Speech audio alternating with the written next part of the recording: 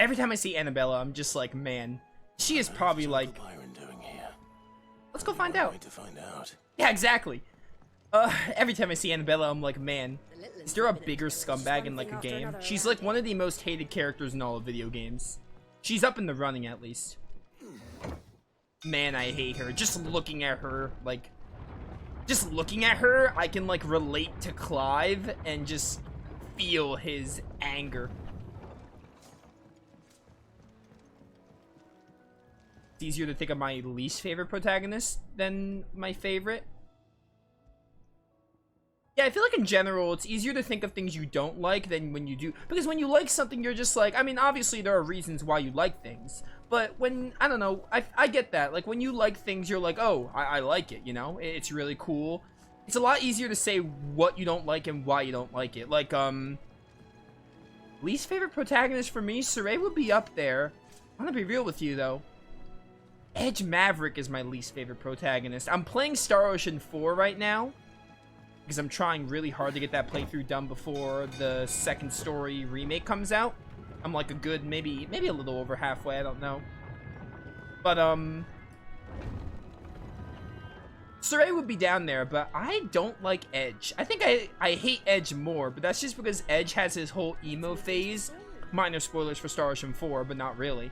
After destroying Earth, Edge just becomes incredibly unlikable and really whiny. So I just find myself not liking Edge, and I would put Edge as worst protagonist.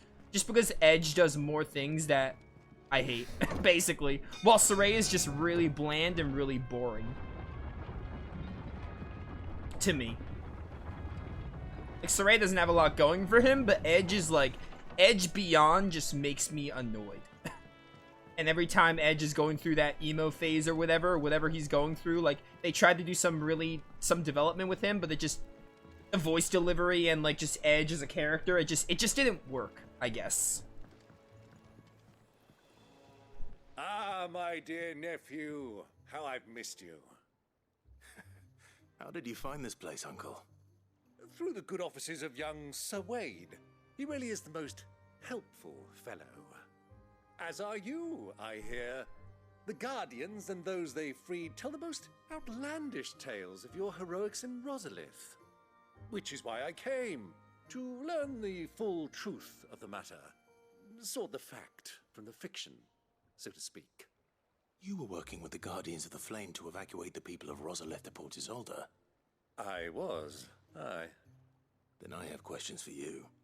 Please, come inside, Uncle. Gladly. You there? There are 2,000 gold talents in those chests. See that they're added to my nephew's coffers, would you?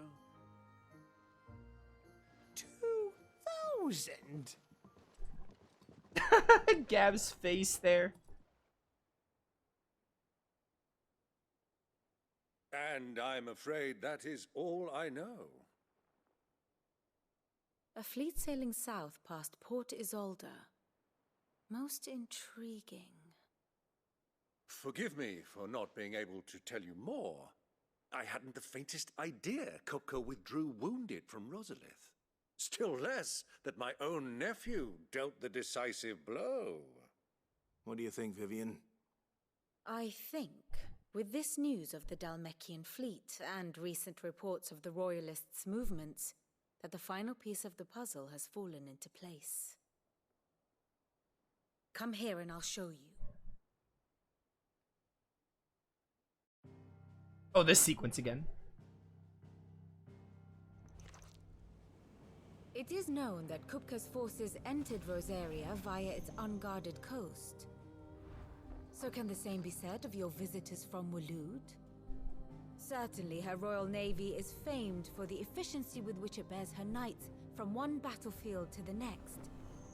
And in the Einherjar, or Black Galleon, she boasts a vessel nigh as swift and every bit as feared as the kingdom's legendary cavalry.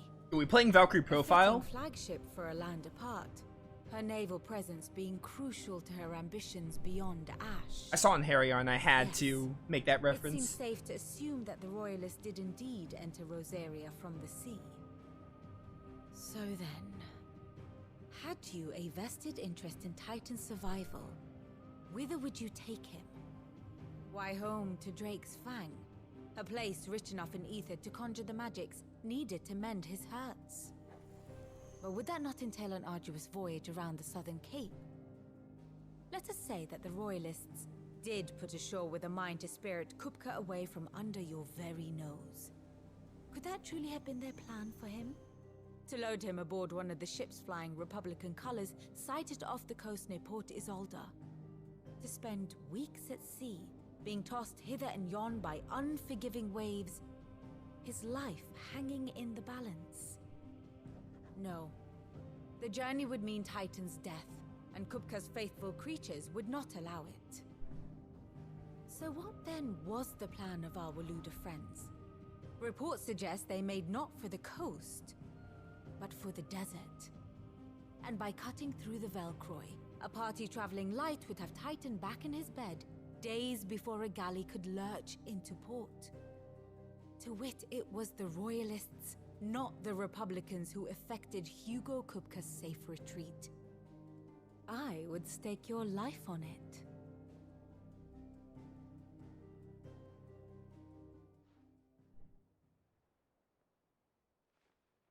So it was the Waludas who spirited the wretch away. Now I think about it, there was something a little strange about the ships I saw.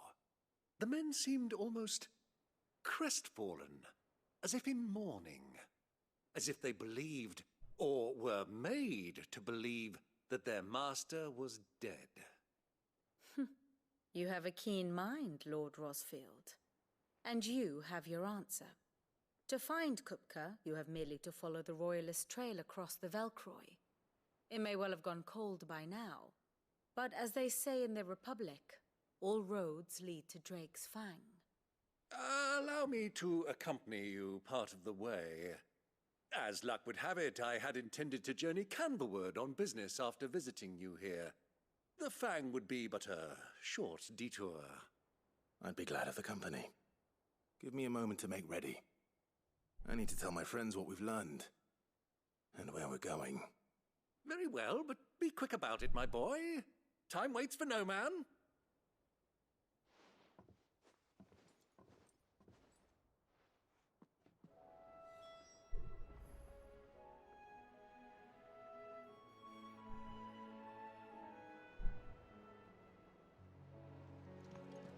Back to Otto. It's finished outfitting our little workshop, I hear. Otto, Kupka's at Drake's Fang. I'll be leaving before sunset. You're not going in there alone, are you? Don't worry. I'm not going there to destroy the Mother Crystal. All I'm after is Kupka's head. I won't risk any more than I have to. I promise. The Lancer and the Fang are all Kupka's personal fiefdom. You have any trouble on the way, you ask for Rosina Dalamil. Some call her the Desert Hare. Who is she?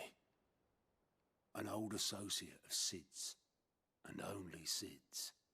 All I know is the name, and that they used to meet at the Dalamil Inn. We've heard nothing from her since he died. But I'm thinking maybe the new Sid might be able to bring her back into the fold. Thanks. I'll keep that in mind. So, what about your uncle? I mean, he's welcome to stay, but... Don't look so worried. He'll be coming with me. Thank fuck for that. Gav, Otto, I'm leaving you two in charge. You can count on us. I like Gav. Oh, so Byron, I guess, is gonna be our party member. That's really cool. A party member as in, like, accompanying member. You know, as close to party members as you get in this game. All right, Uncle. I'm ready to depart. Shall we? We shall. Come, let us away to adventure. I love Grandia. Grandia 1 and 2 specifically. The rest of them kind of suck. Dude, I'm actually, like, I really want to play the Grandia games again. Well, Grandia as in Grandia 1 and 2. I still have to do Grandia 3 because I said I would do Grandia 3.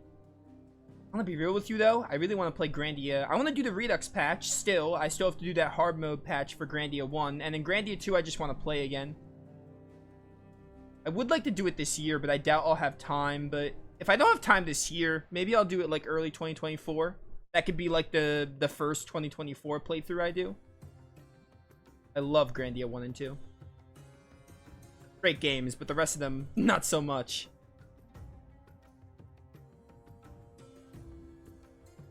Yo, Giant Desert, let's go.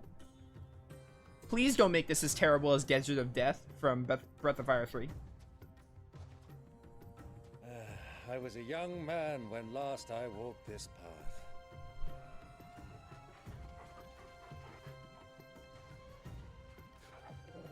I love Torgal. There's an old trading post not far from here. The road to Drake's Fang leads through it.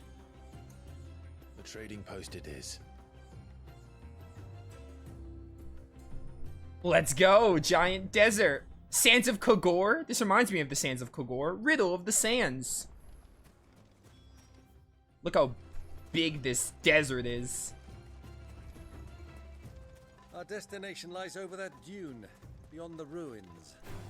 Mark them well. Hello. All too easy to lose one's bearings in the sands.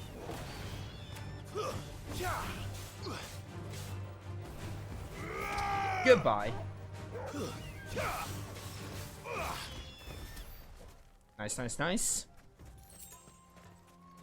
Grandia Extreme's a terrible game. Yeah, considering that I didn't want to finish it after 15 hours, I would say Grandia Extreme's my least favorite. Don't get me wrong, Grandia 3 is not a good game either.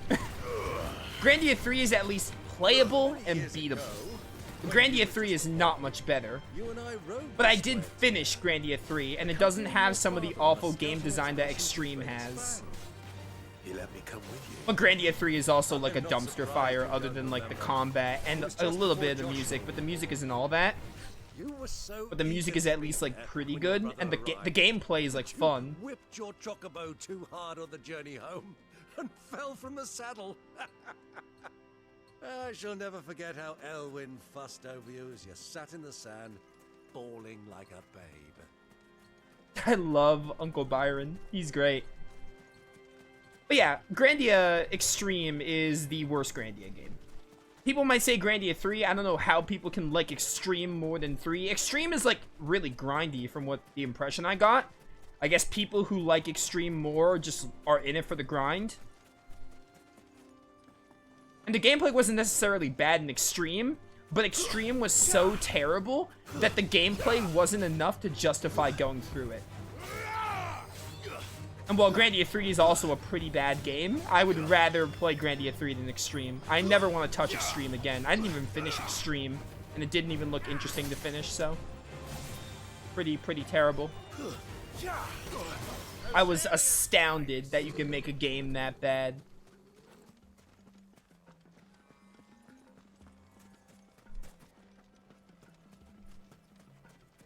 It boggles me. Grandia 1 and 2 are such masterpieces. Some of the best games to ever exist. And then they just made Extreme and 3, which are so much lower quality and such terrible games in comparison. It boggles my mind. I really... Grandia could have been something special. Grandia 1 and 2 are like 2 of the best games ever exist, and they are 2 of my favorite games. But the rest of them just blow. The good old Dalamil Inn. Do you know, this heat has given me quite a thirst. Quick drink before we press on? I want to explore more of the desert before we go there. I am playing Parallel. I actually haven't played Parallel Trippers in a while. I started playing there's a Japanese-only Grandia game for the Game Boy Color, which was recently translated. I actually haven't recorded a video for a while because I lost my save file for it, but Grandia Parallel Trippers is fine. Like, it's a fine game. It's a nice love letter to Grandia 1. It is a Japanese-only Game Boy Color game that is based on the first Grandia. I never actually finished it because I lost my save file, and I haven't had time to replicate it. But, that game was fine. That game's not terrible. Like, that's a fine game. It's over. I do want to go back to it at some point, but I lost my save file and then life happens, so I don't know when I'll do that. Maybe one day, though, I'll go back to it. If I can, like, replicate my save file again. Parallel Trippers is passable. It's not like amazing, but for people who play Grandia 1 and like seeing all callbacks to Grandia 1, it's a fine game. It's a Game Boy Color game, so as good as a Game Boy Color game you would expect. Have you lost your way already, my boy? The ruins mark the road to the inn. Didn't even know there was a Grandia Extreme? It's probably for the best. It's not a very good game. I've heard so many things about it, and people were like, oh, it's, people were telling me, like, oh, it's not as bad as 3, but it's not as good as the first 2, and I'm just like, I played for 15 hours, and it just had some abysmal game design. I was just like, how on earth do people think this is better than Grandia 3? A couple of reasons why it sucks. Because it is really grindy, and also when you leave dungeons, they reset the puzzles, so you gotta do them again. And also, there are not enough warp points back to the town, back to save points. There are very few ways to go back to town, but those are just a few examples of what made it such a slog to go through. And the gameplay, while enjoyable, like Grandia 3, was not fun enough to justify any of that game design, so I quit the playthrough as a result. It was like one of the only... I only quit 2 playthroughs. That was like one of the only 2 playthroughs I quit. Because it was terrible. And I never want to touch it again. And the story and characters did not have anything going for it. Like, the story was very bare bones, and the characters seemed like they were going to be bare bones. So, I made the decision to quit it.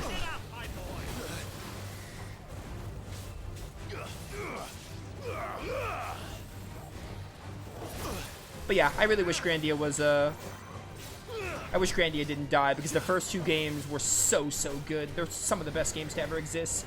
Too slow. I am going to play Grandia 3 at some point, even though I'm not a big fan of Grandia 3, but I promise I at least finished it. So it's better than Extreme.